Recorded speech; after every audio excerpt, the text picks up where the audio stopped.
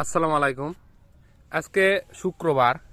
তো শুক্রবার সকাল সকাল আমি আমাদের ভুট্টার জমিতে বেড়াতে আসছিলাম। তো গত 2 দিন যাবৎ খুব ঠান্ডা, আপনারা জানেন।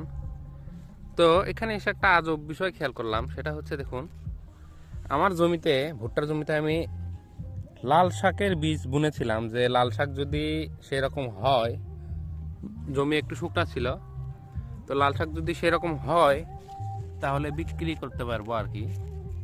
কিন্তু এখানে এসে আমি তো অবাক হয়ে গেলাম, কারণ জমিতে দেখুন, এই যে একটা গাছ দেখতে পাচ্ছেন, এটাকে আমাদের এলাকায় বৌতর শাক বলা হয়।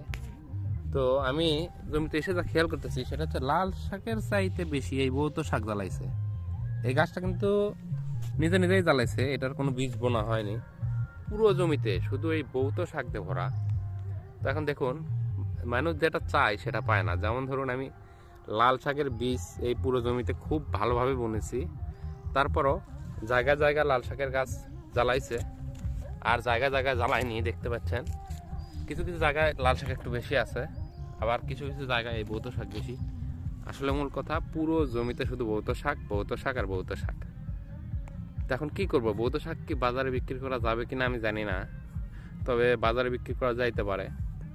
কিছুদিন খেয়াল করতে হবে, জমিটা পাহারা দিতে হবে। আপনাদের কি মতামত?